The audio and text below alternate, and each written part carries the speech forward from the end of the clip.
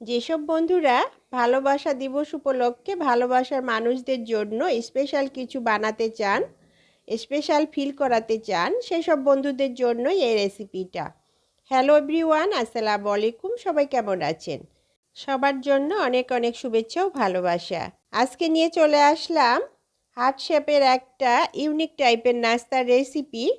এরকমই একটা হার্ট শেপের নাস্তার রেসিপি বানিয়ে আজকের দিনটি স্পেশাল করে রাখতে পারেন আপনার প্রিয় মানুষদের জন্য। এটা দেখতে যেমন সুন্দর, খেতেও কিন্তু দুর্দান্ত স্বাদের। একবার খেলে বারবার খেতে ইচ্ছে করবে এরকমই একটা নাস্তার রেসিপি। আশা করছি এই হার্ট শেপের নাস্তার রেসিপিটা আপনাদের খুব পছন্দ হবে। ভালো লাগলে লাইক, কমেন্ট, শেয়ার করে আমার চ্যানেলটিকে সাপোর্ট করবেন, পাশেই থাকবেন। এইরকমই নতুন নতুন রেসিপি দেখতে আমার পেজটিকে সাবস্ক্রাইব, ফলো করে রেখে দিতে পারেন। তাহলে চলুন রেসিপিটা বানিয়ে ফেলি।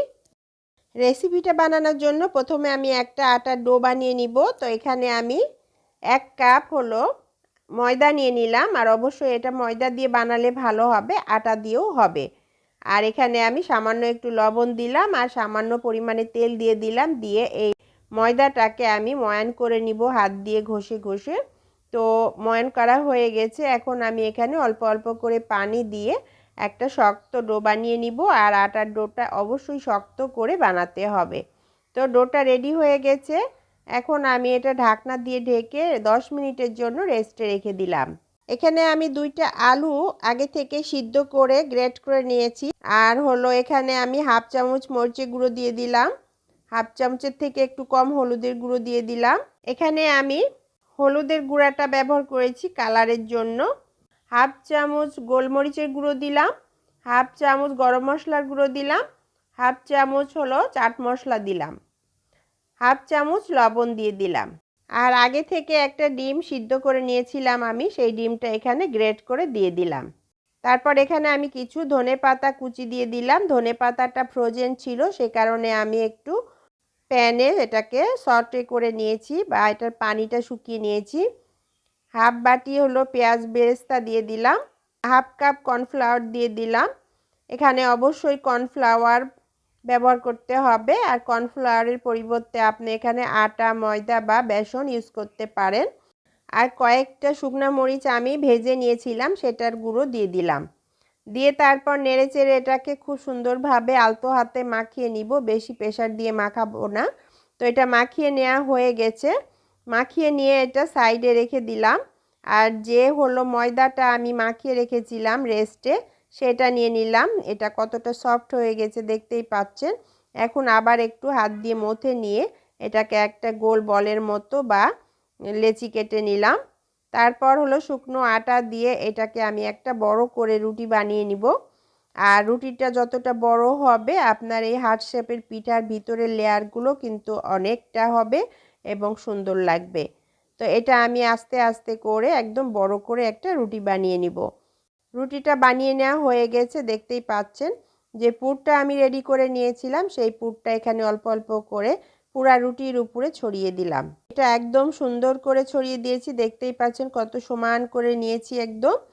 আর এই যে পুরের লেয়ারটা বেশি মোটা করা যাবে না, একটু পাতলা করেই দিতে হবে। এক সাইড থেকে এভাবে আস্তে আস্তে মুড়িয়ে মুড়িয়ে ফোল্ডিং করে একটা রোলের মতো করে নিয়ে এসে মাঝখানে নিয়ে আসলাম। মাঝখানে নিয়ে এসে রেখে কিন্তু আবার অপর পাশ থেকে আমি এভাবে একইভাবে মুড়িয়ে মুড়িয়ে রোল করে মাঝখানে নিয়ে আসলাম। তো এভাবে 2 পাশ থেকে মুড়িয়ে নিয়ে এসে মাঝখানে রেখে দিলাম। এটা একটু চেপে চেপে একটু সেট করে দিলাম। আর এটা হলো চাকু দিয়ে কাটলেও হয়, তো চাকু দিয়ে কাটলে লেয়ারগুলো একটু নষ্ট হয়ে যায়, সে কারণে আমি এখানে সুতা দিয়ে কাটবো। তো এখানে এটার মাথার শেষের দিকে 1 ইঞ্চি 1 ইঞ্চি করে আমি সুতা দিয়ে সুন্দর করে কেটে নিলাম। তো সুতো দিয়ে কাটার কারণে এটার ভিতরের লেয়ারটা নষ্ট হয় নাই, সুন্দর আছে। একইভাবে আমি পুরো রোলটাকেই ছোট ছোট পিস করে কেটে নিব। এখন আমি এটা হাত দিয়ে চেপে চেপে একটু সমান করে দিলাম। মাঝখানের অংশটা আছে সেখানে একটু কুনা করে দিলাম। আর এভাবে কুনা করে দিয়েই একটু হার্ট শেপ তৈরি করে দিলাম। দেখতেই পাচ্ছেন কত সুন্দরভাবে এই হার্ট শেপের পিঠাগুলো রেডি হয়ে গেল আর কতটা সহজে এরকম হার্ট শেপের পিঠাগুলো বানিয়ে নেওয়া গেল। তো বানিয়ে নেওয়া হয়ে গেল। এরকমভাবে আমি প্লেটে সাজিয়ে রেখেই কিন্তু এটা কিছুটা হলো ডিপ ফ্রিজে রেখে দিব পরে খাওয়ার জন্য, আর কিছুটা এখনই খাওয়ার জন্য ভেজে নিব। তো এটা আমি হলো ডিপ ফ্রিজে এভাবেই রেখে দিলাম। একদিন পর এসে দেখাচ্ছি আপনাদের, এটা একদম বরফ শক্ত জমে গেছে। এখন এটা আমি উঠিয়ে নিয়ে একটা পটে করে ডিপ ফ্রিজে রেখে দিব। ডিপ ফ্রিজে রেখে দিব এবং যে কোনো সময় বের করে এটা হলো ভেজে নাস্তা হিসেবে পরিবেশন করব। বাচ্চাদের স্কুলের টিফিনেও দেওয়া যাবে। আবার হলো এই যে সামনে আসছে রমজান মাস, ইফতারির জন্য কিন্তু এভাবে বেশি করে বানিয়ে ডিপ ফ্রিজে রেখে দিতে পারেন, আর ইফতারির টেবিলে কিন্তু কয়েক পিস ভেজে নিয়ে সার্ভ করতে পারেন। তো এখন ভেজে নিব। আমি আগের থেকে চুলায় তেল বসিয়ে রেখেছিলাম, তেলটা গরম হয়ে গেছে। বেশি গরম করা যাবে না, কুসুম কুসুম গরম হতে হবে তেলটা।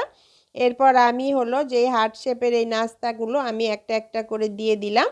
দিয়ে চুলার আঁচ একদম লো আঁচে রেখে এক পিসটা সুন্দরভাবে ভেজে নিব, আর এটা ভাজা পর্যন্ত অপেক্ষা করব। এটা বেশি নাড়াচাড়া করা যাবে না। এক পিসটা সুন্দরভাবে ভাজা হয়ে গেলে তারপর উল্টিয়ে অপর পিসটা ভেজে নিতে হবে। তো এটার এক পিসটা ভেজে নেওয়া হয়ে গেছে, আমি এটা উল্টিয়ে দিলাম, দিয়ে অপর পিসটাও এরকম মুচমুচে ক্রিস্পি করে ভেজে নিব। তো অপর পিসটা ভেজে নেওয়া হয়ে গেছে, দেখতেই পাচ্ছেন কত সুন্দর হয়েছে এই ইয়ামি নাস্তাটা। তো আমি এগুলো সবগুলো উঠিয়ে নিলাম, নিয়ে একটা টিস্যু পেপারের উপর রেখে দিয়েছিলাম, এটার অয়েলটা হলো যেন টিস্যু পেপার টেনে নেয়। তারপর আমি একটা প্লেটে সার্ভ করে দিলাম। দেখতেই পাচ্ছেন বন্ধুরা কতটা লোভনীয় হয়েছে। আর এই নাস্তাটা কিন্তু আজকের দিনের জন্য একদম পারফেক্ট। ভালোবাসা দিবসে আপনারা এটা আপনার পরিবারের সবার জন্য ট্রাই করতে পারেন, বানাতে পারেন। আপনার ভালোবাসার মানুষগুলো স্পেশাল ফিল করবে এই পিঠাটা খেয়ে, এই নাস্তাটা খেয়ে। তো অবশ্যই একবার বানিয়ে ট্রাই করে দেখবেন, আশা করছি ভালো লাগবে। ভালো লাগলে লাইক কমেন্ট শেয়ার করে আমার চ্যানেলটিকে সাপোর্ট করবেন, পাশেই থাকবেন।